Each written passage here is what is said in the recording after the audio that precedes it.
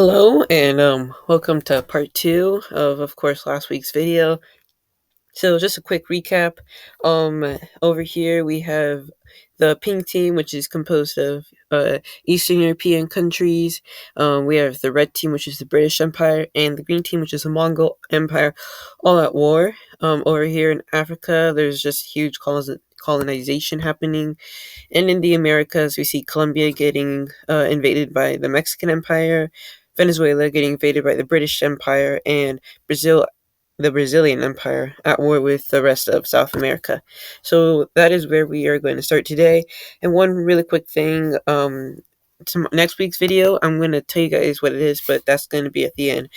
As for now, it's time for this to start. So, as you see, Uruguay has been taken. So now Blue Team is going to work on taking out Paraguay, which they're able to successfully break into, and are also able to enforce their lines in Bolivia and push forward.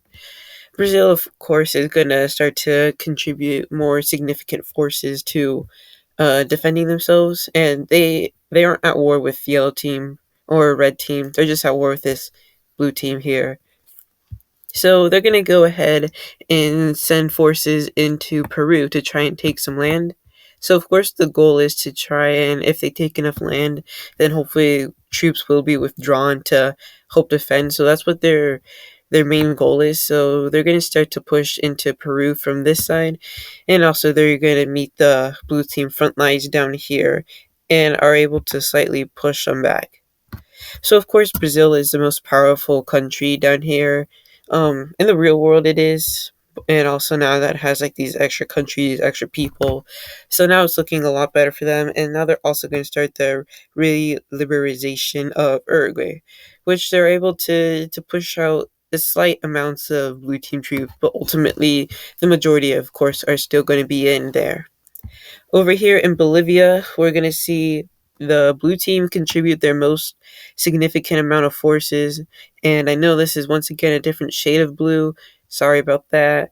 But they're gonna go in because this is, of course, as I said, where they're contributing the most amount of people. So that's where they're gonna be going in. It's also where like Peru, Chile, and Argentina meet. So it's just overall a great area to push in. Over here in Peru, we're going to see the purple team continuing their advancements, of course, and they're going to see their intended plan work. The Peruvian troops are being withdrawn to help here. Of course, Ecuador is sending help there. So that means that purple team is going to be able to push back blue team over here in Bolivia, as there isn't as much support, and Peru is a key player in all of this. Next, we're going to take it back over here to the USA. As mentioned in the last video, USA is weakened by a lot because you got this chunk taken out of them. And, well, yeah, that's just it. So, and they're also being invaded by the UK, and also they're going to start being invaded by Mexico. So it is time for Mexico to get their revenge on the USA for they lost the Mexican-American War. So there's a lot of areas for the Mexican troops to come out of, and so their main tactic is going to be cutting them off from the coast. So they're going to come down here and take over Louisiana, and of course curve over into Mississippi, Georgia, Alabama, and of course Florida. And their plan is just to take as much land as possible before the Brits get it. As of course Britain, the British Empire, is the most powerful country in this entire scenario. Most powerful country and empire. So they're going to go ahead and do their thing as they're coming down into Washington. These islands are supposed to be red. And so they're taking the Seattle area, this bay over here, and they're just descending upon the Americans. They also have the land over here in Michigan, which they're going to expand upon and take over the entire main part of the state as they go over for this part, and eventually breach into Minnesota and come down from the north over here. Over in New England, it's a slow progress, but progress nonetheless. And of course, they're going with the day old tactic of cutting off the coast and then just closing it from the sides, which works pretty effectively. Your British Empire is of course going to go after Alaska, And so it's of course cold, so they're gonna stay as much as they can to the coast because that's where majority of people are. And eventually they are just gonna make their way, of course, over to like the important cities over here, which they're gonna be able to quickly capture. There isn't really much they can defend the USA, so that's gonna go ahead and go over to the UK. But something important has happened. So of course, yes, Alaska was taken over, but I know this is a flat Earth, but Alaska's right here, but so is Russia. And you know who Russia is at war with? They're at war with the British Empire. So we're going to see actually a landing of British troops over here. And of course, this is Siberia. There's not much people here. So they're going to be able to breeze past most defenses here. And for the most part, Russia is not going to be aware of the British presence because, as I mentioned, there's nobody here. So Britain is going to be able to breeze past most of this over here, and they're going to start their more important campaign in Vladivostok as they're going to send troops here. But of course, back to the Americas, we're going to get back to the USA. We see Red Team connecting two of their fronts and eventually a third of it, and they're just going to be completely pouring in. Mexico sending troops from Cuba is going to penetrate Florida and move up from the south, and eventually they're trying to get over here to New England to cut off the British, so the Mexican Empire can get more land. So the front line is spreading out quite nicely. There's battles happening everywhere across the large border that USA has with Mexico, and it's just going to continue to grow. Now we're going to take a look back over here in Asia where the three-way war is happening. So out of these three contenders in this battle, the pink team is of course the weakest, and we're going to see that happen as the British are going to continue their conquest as they push them out of Turkey and out of the Caucasus region in Azerbaijan and also Georgia. Down here, green team is pushing into British Raj, as they're going into northern present day Pakistan and northern day India, where they're of course going to be met with a wall of defenses. We're going to see the green team, the Mongol team, also start to go after Indochina, which is France. So that brings another person into this war, at least against the green team. So now the Mongol Empire is indeed at war with France. So of course there aren't any defenses here. Most of France is like over here, and then there's just this here. So yeah, we're also going to see the colonization of Indonesia happen with the British Empire having troops over here, and so they're going to push in from Papua New Guinea and are going to see pretty good success. We're going to take it back over here to Africa, where we're going to see the French Empire get back in on the action. And so they're essentially just going to be taking over all these countries here. There isn't really much they're going to do. We're going to give them Western Sahara. They're going to take over Libya. We see the British are going to start an invasion of Ethiopia, which is going to go pretty successful. I believe this is Eritrea, which they're going to push into and just curve around the coast and are going to be descending into Ethiopia pretty easily, pushing past all the forces. Eventually, Somalia is taken, and the rest of Africa. So there goes an entire continent completely colonized. So let's turn on to the next one. Um, the long-standing hatred between the two countries of Ireland and the UK is finally going to boil over into, well, an invasion. And there's not much you can do when you're like right next to the base country. So it's going to be a pretty easy breeze through this. Down here we see the French Empire starting their conquest of Portugal, which goes quite well. And they're going to turn over here to Central Europe. And so, and first we got Slovakia being invaded, being pushed in by the French. And then, of course, it's going to leak into Hungary and into Serbia and essentially everywhere is just going to be taken by the French here. They're the main contenders in Central Europe, and of course their plan is to block off the purple team from accessing this land in Turkey, and also just so they can't get this other land.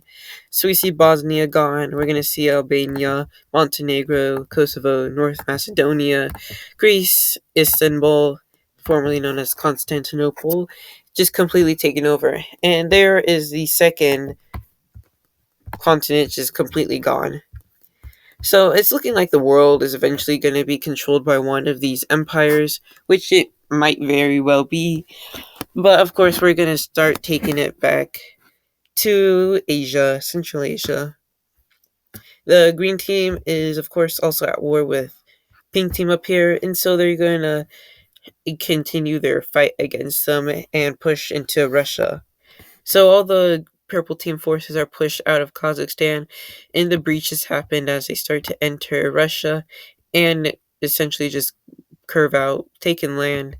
I mean, there isn't much valuable land, of course, as everybody knows, it's all over here, but the more land, the merrier.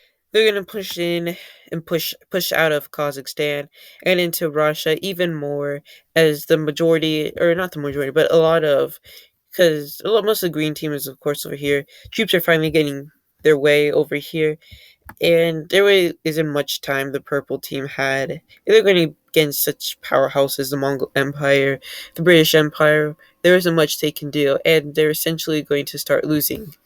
So, of course, we're going to see Red Team completely take over the Caucasus region and make their way into main part of Russia, the southern part with a lot of oil, the Caucasus, and they're also going to continue their work in Iran, pushing and ever extending this wall through the Caspian Sea. They're making a landing in Turkmenistan. This is Turkmenistan, I think. It's one of the T's. I believe this is Turkmenistan. Either way, they are successful. They breach it in, as green team isn't really expecting it that, and they're also going to be able to breach into Kazakhstan and take over quite a bit of land, and of course over here in northern Kazakhstan, which I guess that would be. They're essentially just going to get rid of all of the green team's hard work over here, take over all of that, and essentially bridge over into Russia, hoping to connect with this other front line over here, which they are able to successfully do. Huge parts of Russia, huge key parts, mind you, are being captured, and it's only a matter of time before Moscow and other cities like St. Petersburg are captured. Ukraine is being invaded through Crimea, and of course through this eastern part. We see, if you didn't know, there's like the river here that actually goes up to Bucharest. So the red team's gonna fully capitalize on that and take over. There's not much defenses here in Romania. In Turkey, or pink team controlled Turkey, is being breezed through, and now they're completely out of Asia, except for, like, of course, like this Russian land over here, which of course is going to be further pushed in by the red team, which is essentially just mostly taken over. Taking it back over here to South America, we see the everlasting war continue with Brazil. Well, the important thing is Brazil is one country against all these, which is overexerting itself. Now, I know you can make the case about the British Empire, but look, they have all of this to pull troops from. They have a lot of people. Brazil has only this, and so they're slowing down considerably, and eventually it's catching up to them, and they aren't really doing their work anymore, really, in Bolivia and Paraguay. It's getting to them. It's been a few years, and so eventually they're starting to collapse. Within the government, there's of course changes to the politics. The people are tired of all this. Inflation is even more crazy than it already is, and they're losing this war. They're losing pretty badly. They're completely kicked out of Peru, and now it's on to main part, the mainland of Brazil. So this giant front line is just completely crippling Brazil, and so it's time to call a truce. It's time to surrender. So yeah, they do successfully, not successfully surrender. it is just a surrender of Brazil. And so I think the way this is going to be divided is just like Peru gets this, Chile can have this, Argentina can have all of this. But we're going to go ahead and head back to the USA, of course. And of course, we're seeing the British Empire just dominate here with this big front opening up and seizing tons of US land. So they're of course in New England. It's going down even more than already was, but not to say that the yellow team is also snagging quite a bit of land. They're popping up, taking as much coastal area as they can, and of course in the Midwest, land is being seized by Mexicans, and they're not going to meet perfectly in the middle, but the British and the Mexicans are going to share an even amount of land, I would say, and so eventually the USA is just going to completely be gone.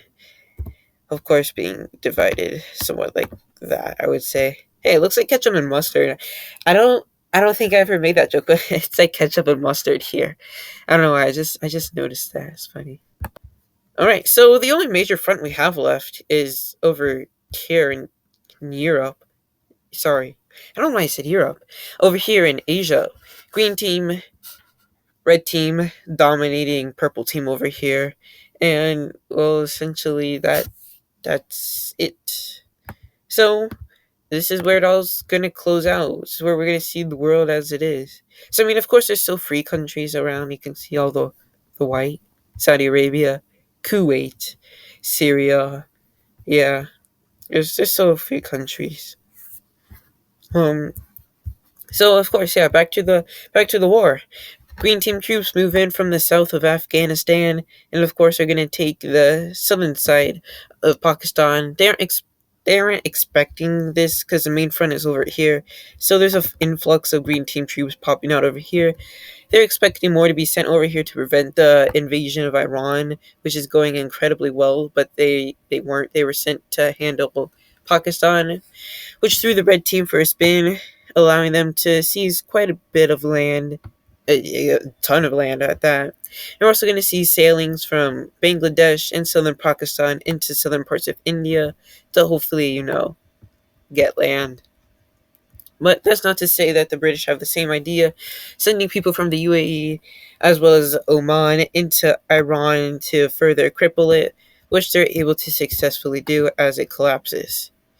The Kazakhstan front is increasing ever so slightly for the British, but it's also going pretty well for the Green Team. They have a plan to, of course, take over parts of Russia, but they're gonna flank around and down into Red Team territory to essentially close them off, starve them, and capture them. It worked pretty well. It's a pretty good strategy, and so that's a crippling move to the red team, but not too bad, as red team is just going to continue to go on here, taking over this land, and essentially we're going to see the dissolving of this purple team. So first we're going to see the Scandinavian countries just get their way out of there. And then, of course, we're going to see the Baltics, followed by Poland, and now it's just Russia left with, well, they're the main ones they're at war with, so that's where the peace treaty is going to. So, effectively, this is what the peace treaty is going to be between the Russians, the British Empire, and the Mongol Empire. And everybody's satisfied except for the Russians. They got quite a bit of land, but also, British are going to start a new front over here. They're going to take over Sakhalin, first of all, and now they're going to enter China. And at this point, war is getting too close to home for the Mongols. And so, peace treaty talks are going to start to happen, but not for a little while. So, British Empire's taking land, Mongol Empire's taking land. It's taking quite a toll on both of the empires. It's a lot of money. So, they're going to come to terms for peace. And so, here's what's going to happen. We're gonna see it's gonna be like a trade-off. British Empire gets all this land that they took, and for the green team, they're gonna get Pakistan, and they're gonna get all this land over here. And it for the video. I know there's Indonesia down here. They're in an everlasting war with the British Empire. They will, they're going to survive. And yeah, that's the end of the video. As mentioned in the beginning, I will be telling you what we're doing next week. And Sporkle. We're gonna be doing Sporkle again. It's gonna be naming all the North American and South American countries, the American countries, if you will, the Americas. That's what I'm gonna be doing. And essentially what I want to do is do that with every continent, leading up to just naming all of them. And as I did with the flags. So that's gonna be it. I appreciate you for taking time out of your day to watch this video. I truly do. It's gonna be a fantastic day. It's only a bad day if you let it be. Bye.